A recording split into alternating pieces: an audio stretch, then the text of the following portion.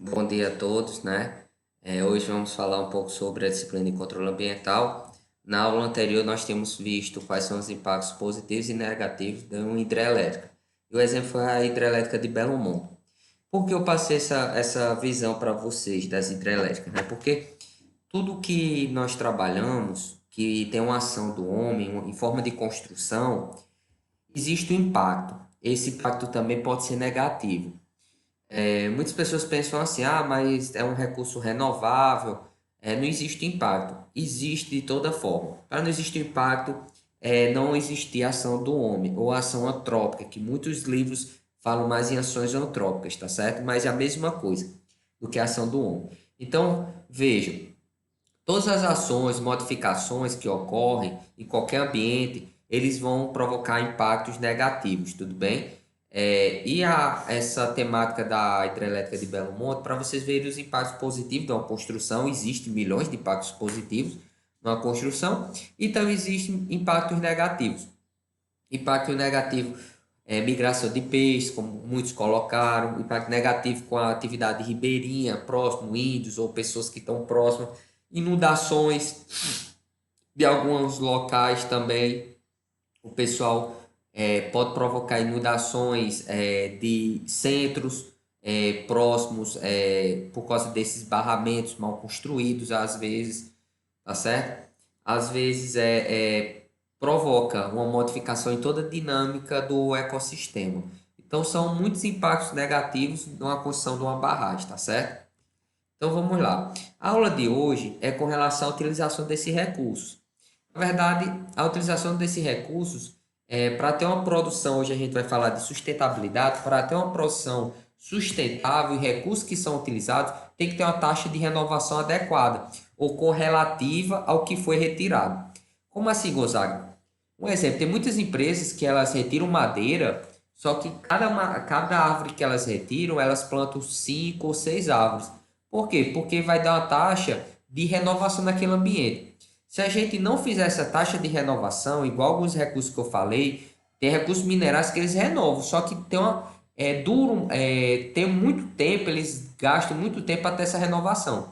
Então, para a gente ter uma produção sustentável, a gente tem que manter a taxa de renovação alta naquele estoque. O estoque pode ser estoque de árvores ou estoque pesqueiro, para a gente utilizar o recurso adequadamente. Porque vamos dar um exemplo. Aqui eu dei um exemplo das árvores, né? Eu tiro uma árvore e planto seis. É igual na pesca. Na pesca eu vou ter que pescar uma quantidade específica para um reservatório, que é o que a gente chama de capacidade de suporte. Essa capacidade de suporte é uma capacidade que aquele ambiente ele suporta para suprir as necessidades. É igual às árvores, é igual a um pasto, é igual a todos os recursos naturais. Então, a degradação natural ela ocorre quando a utilização do recurso ela é bem mais alta do que a própria taxa de renovação. Eu não consigo muitas vezes renovar aquele meu estoque acontece o quê? Uma diminuição do recurso natural. Nos peixes ou organismos aquáticos que a gente vê isso e a gente tem uma preocupação também maior, também eu não estou dizendo que a parte terrestre, plantas a gente tem, mas os organismos aquáticos existe uma sobreexploração que às vezes pode ser descontrolada, que a gente calcula o que a gente chama de CPUE. A CPUE nada mais do que é captura por unidade de esforço. Isso pode ser calculado pela quantidade de embarcações que tem no local, quantidade de pescadores, quantidade de apetrecho de pesca. O interessante é porque com esse CPUE eu sei a dinâmica de quantos peixes estão sendo capturados. Se meu estoque, você se lembra que eu falei, né? De migração, emigração, mortalidade, natalidade, e tudo vai para o estoque. Imagina eu capturo bem mais que o meu estoque se renova. Porque um exemplo, isso eu estou falando de espécies de peixe, mas é porque a gente é um exemplo mais prático animal, mas você pode aplicar em outros organismos, um exemplo, coelhos ou gado, do mesmo jeito. Você vai ter que ver a quantidade que ele vai fazer de recrutamento. O recrutamento nada mais é, para vocês entenderem, isso tem tudo a ver aqui com sustentabilidade. É a quantidade de indivíduos que vai entrar de volta para o estoque com taxa de reprodução. Por exemplo, os peixes têm um tamanho específico para eles se reproduzir. Por isso que os pescadores olham uma medida, né? Que são as medidas de pesca sustentável para diminuir essa sobrepesca. O tamanho de malha. Hoje o tamanho de malha para pescar alguns tipos de peixe é tamanho de malha 9, principalmente na nossa região. Você pode perguntar a alguns pescadores e vão dizer: ah, eu utilizo malhas menores, só que eles vão pegar peixes menores que não têm ainda maturação para se reproduzir. E o que acontece se você não tiver peixe em reprodução? Cai o declínio do estoque e acaba não tendo mais peixe naquele reservatório. Então a malha nova é para aqueles peixes que do tamanho eles já tenham praticamente se reproduzido e os peixes são bem maiores e eu consiga pescar um peixe já maturado, que já tenha feito a primeira maturação, já tenha dado sua contribuição para o estoque, tá certo? E para as plantas, a gente encontra isso, essa renovação, e quando não tem, a gente tem que fazer o PRAD, que é o Plano de Recuperação de Áreas Degradadas. Então, é a mesma coisa de um estoque pesqueiro, a gente recuperar com medidas de malha, medidas de diminuição de pesca, e para a parte terrestre, fazer cercagem de algumas áreas, fazer replantação específica de algumas espécies nativas daquele local, fazer com que ocorra a proliferação de sementes de forma natural por pássaros, por alguns animais que vão comer essas sementes e acabe proliferando uma determinada região e que o estoque começa a se renovar automaticamente. Então, em resumo, a produção sustentável e a degradação natural ela vai ocorrer a partir de como é que eu estou fazendo essa minha taxa de renovação. Se eu consigo manter essa taxa de renovação ou se eu acabo suprindo demais o meu estoque, capturando demais ou retirando daquele ambiente que não ocorra essa renovação do recurso, tá certo?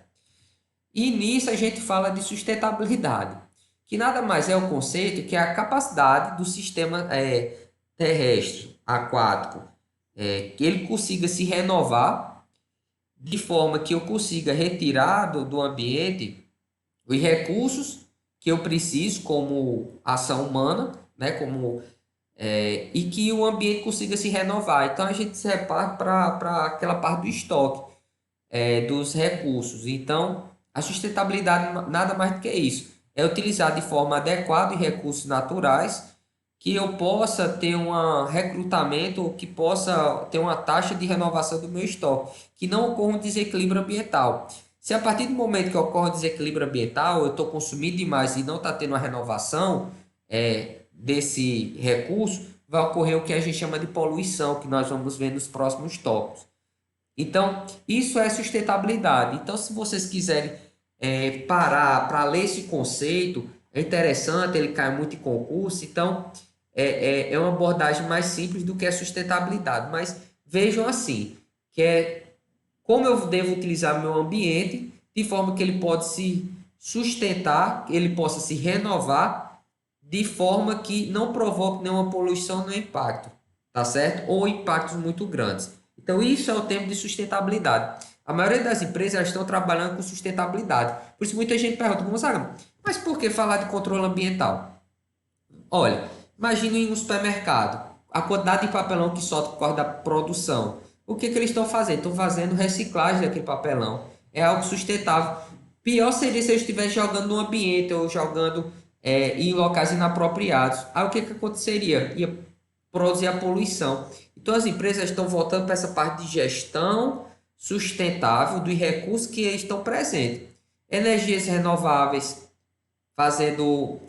colocando energia solar, fotovoltaica, né? Fazendo também esse aproveitamento de papelão, de papel que está próximo, até de outros recursos que eles tenham naquele ambiente, eles estão fazendo essa renovação. Gera uma fonte de renda e para a empresa que eles podem aproveitar de outra forma, além de estar melhorando o meio ambiente. A cultura antigamente não tinha essa cultura de renovação, de reaproveitamento, desculpe, reaproveitamento do que era utilizado, que a gente vai falar mais na frente, tá certo? Então, para isso, a gente tem o triângulo da sustentabilidade. O triângulo da sustentabilidade é o mesmo que eu tinha falado anteriormente, que os três têm que estar em conjunto para ter a sustentabilidade. Eu falei que a economia, o ambiente e a sociedade, eles eram um tripé. Eles são o tripé da sustentabilidade, são o triângulo. Então, nisso a gente tem que ver como é que a economia local, a água, segurança alimentar, vários aspectos, espécies, integração humana. Todos esses aspectos, num conjunto, eles vão entrar em equilíbrio na parte socioeconômica e ambiental. Vai depender de como é que eu estou maximizando e melhorando os meus recursos diretamente, tá certo? Então, dê uma pausa nesse vídeo, veja o que é segurança alimentar, economia local, água, o que é energia e recursos de espécie. O interessante é que aqui tem um conceito que todos esses conceitos vão dar todos esses conceitos vão dar fundamentação para o que a gente vai chamar de pegada ecológica, tá certo? Então, eu vou passar isso aqui que a gente já tinha falado inicialmente, que era os passos para solucionar diretamente, é o capital natural. Mas eu vou dar um resumo. O capital natural é a matéria-prima, é a degradação do capital que as ações antrópicas fazem. As soluções são o que a gente pode proporcionar para minimizar essa degradação, os compromissos que são as ações de gestão ambiental e os indivíduos fazerem sua diferença. Então, são 5 passos para a sustentabilidade. Ver o que é o capital, ver o que são os recursos presentes, ver o que está sendo degradado ou que está provocando impacto, proporcionar as soluções.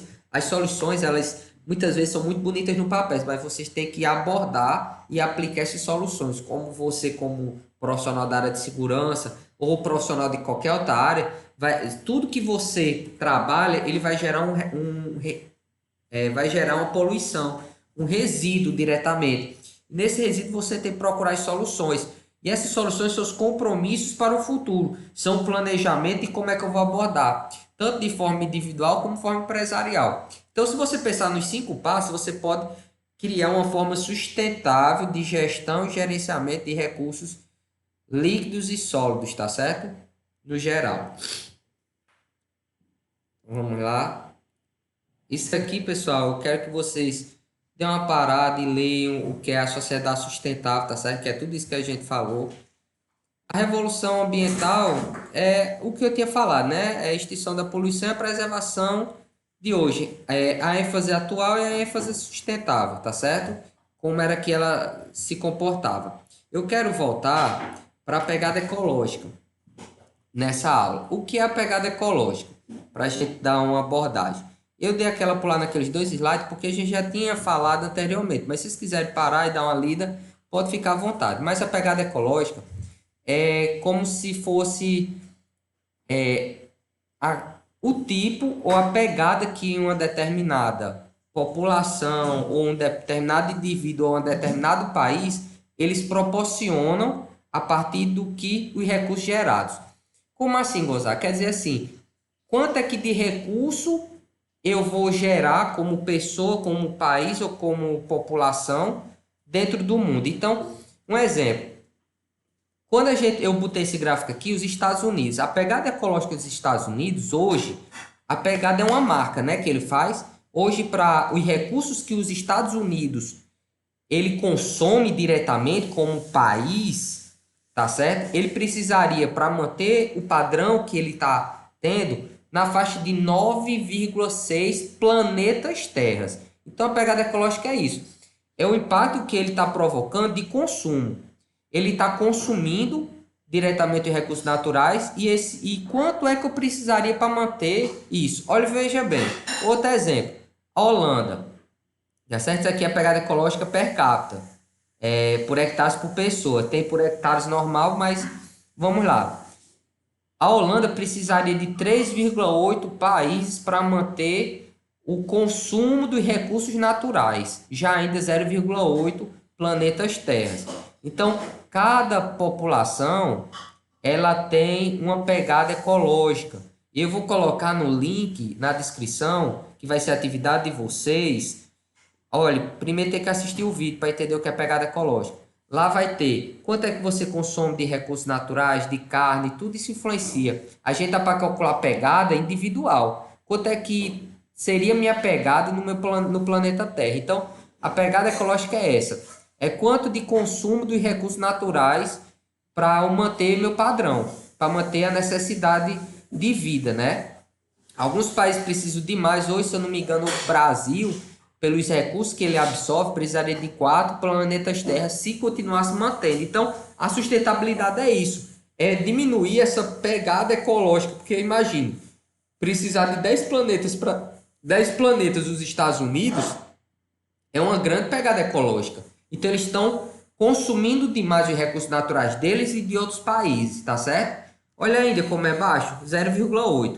Então, esse é o entendimento de pegada ecológica. E a atividade de vocês é saber qual é a pegada ecológica. Tem um link que eu vou colocar. Vocês vão marcar a sua pegada e vão enviar o print da tela da sua pegada ecológica. E a pergunta: você acha que você está praticando ações sustentáveis? Você acha que sua pegada ecológica ela está alta demais ou baixa demais? O que você faria para diminuir sua pegada ecológica? Essa é a atividade. Então, pausem para ver o que eu perguntei, tá certo? Para responder essa questão. Então, a pegada ecológica ela tem tido um aumento, tá certo? Esse aumento é a partir dos recursos. Então, por isso que se estima que em 2050 os recursos começam a se esgotar. Por quê? O nível da pegada ecológica está crescendo exponencialmente. Então, pessoal, vejam essa parte de pegada ecológica e façam a atividade, tá certo? Então, tenham um bom dia.